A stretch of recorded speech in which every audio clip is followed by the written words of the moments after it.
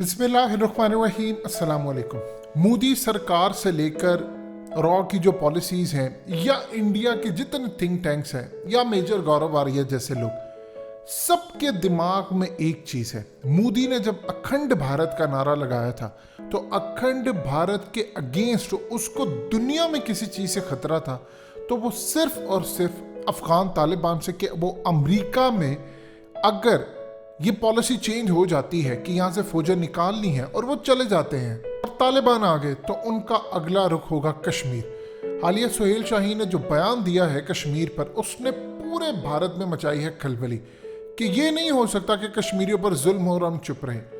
अब आपको हकीकत टीवी सुनवाने जा रहा है मेजर गौरव आर्या का क्लिप। हालिया जब इसने हकीकत टीवी पर हमला किया तो उस वक्त इसने एक और भी बात कही थी कि स्टनकज़ई से कतर के अंदर एम्बेसडर की मुलाकात है तो इन्होंने कहा कि हमें पैसा चाहिए। हकीकत टीवी ने कहा ये बात झूठ है और जो मामला तालिबान ने इनके सामने रखा और कहा तुम्हारी दहशतगर्दी हुई तो बड़े भयानक नताइज भुगतने पड़ेंगे तुम्हें अफगानिस्तान में।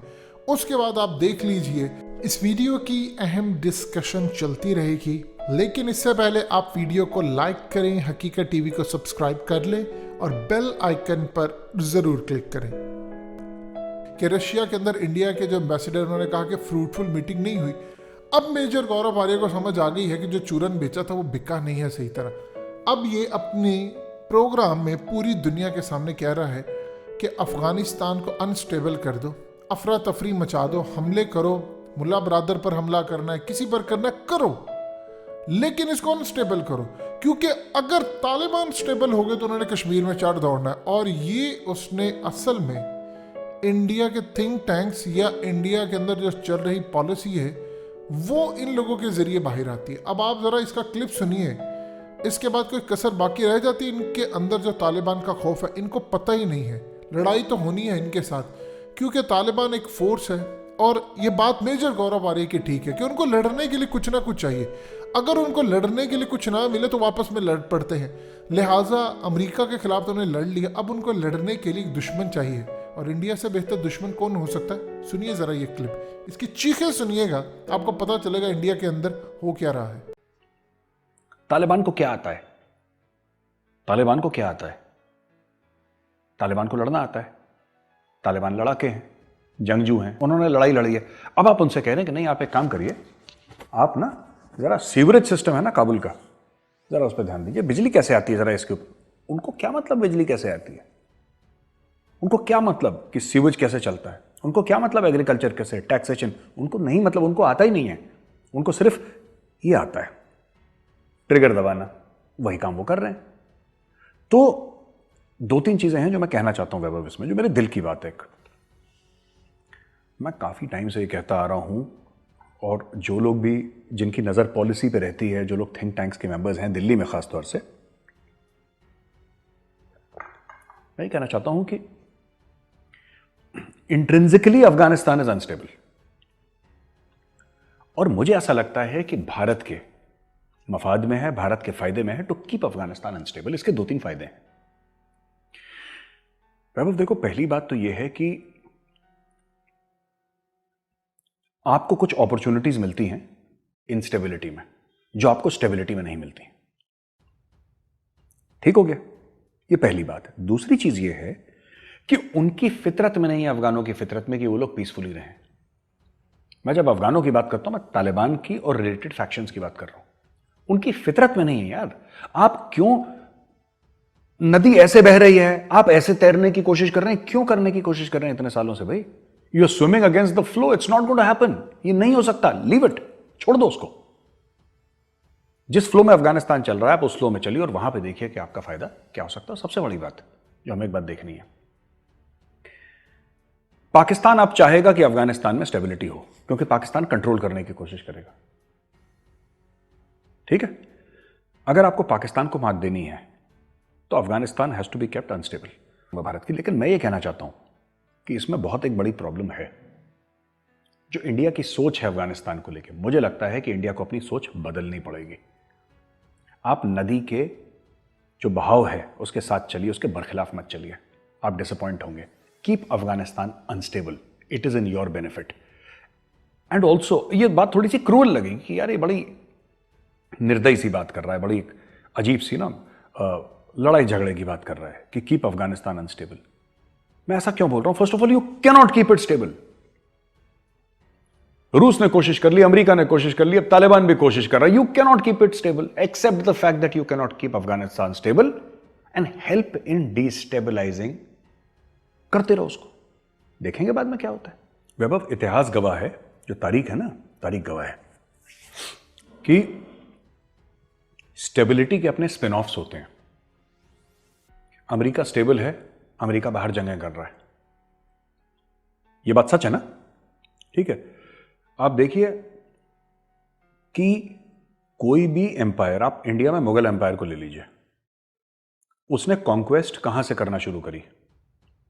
थोड़ी बहुत अकबर के टाइम पे, बाबर के टाइम पे लड़ाइयां हुई, शाहजहां, जहांगीर के टाइम पे थोड़ा बहुत होता रहा, ज्यादा नहीं हुआ। असली खून खराबा औरंगजेब के टाइम पे हुआ। क्यों? इसलिए नहीं कि वो एक रिलीजियस फैनेटिक था। बात ये होती है कि जब स्टेबिलिटी आ जाती है ना, तब आपको आइडियाज आने लगते हैं, तब आपका दिमाग चलने लगता है कि अब क्या करूं, पैसे तो आ रहे हैं मेरे पास, अब क्या करूं, what next. Ambitious people are very dangerous when they become stable, they are very very dangerous. तो वैभव, मैं ये कह रहा हूं कि अगर तालिबान स्टेबल हो गया, तालिबान स्टेबल हो गया, आज की तारीख में तो कश्मीर के बारे में वो कह रहा है कि जी ठीक है, कोई बात नहीं, मुसलमानों के हक की बात करेंगे, ये करेंगे, वो करेंगे, उसको इन्वेस्टमेंट चाहिए। कल अगर ये स्टेबल होता है और कल अगर 15-20 कंट्रीज अफगानिस्तान को, तालिबान की जो रेजिम है उसको रिकॉग्नाइज कर लेती हैं, है ना, और पाकिस्तान के प्यादे वहां पे बैठ जाते हैं, पाकिस्तान को क्या चाहिए? दो ही चीज तो चाहिए कि हमारे वेस्टर्न बॉर्डर्स शांत रहें, यानी कि रेफ्यूजी क्राइसिस ना हो, तहरीक तालिबान खत्म हो जाए, हमारे वेस्टर्न बॉर्डर शांत रहें, और कश्मीर में किसी तरीके से इसका दखल हो जाए तालिबान का।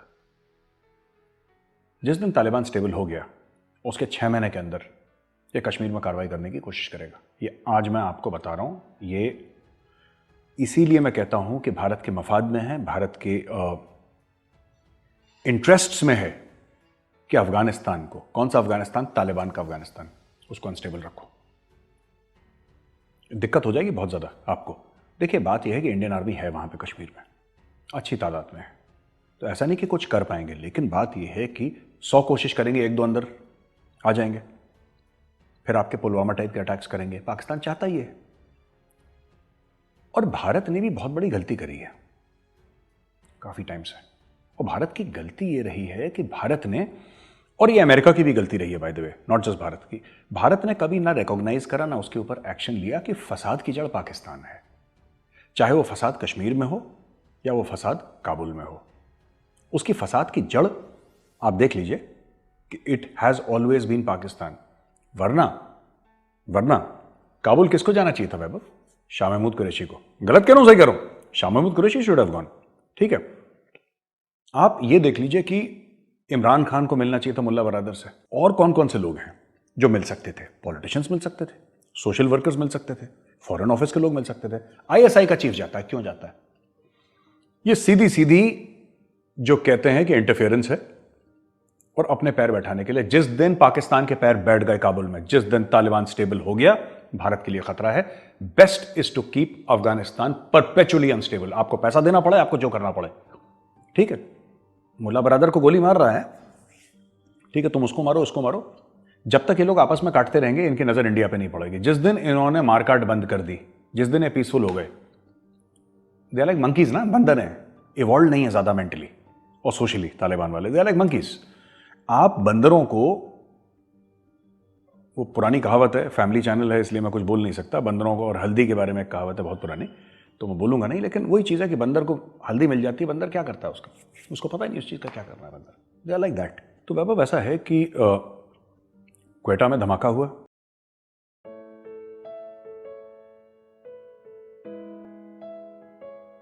हकीकत टीवी को सब्सक्राइब करना मत भूलें, वीडियो को लाइक करें, शेयर करें और कमेंट सेक्शन में अपनी राय का इजहार जरूर करें।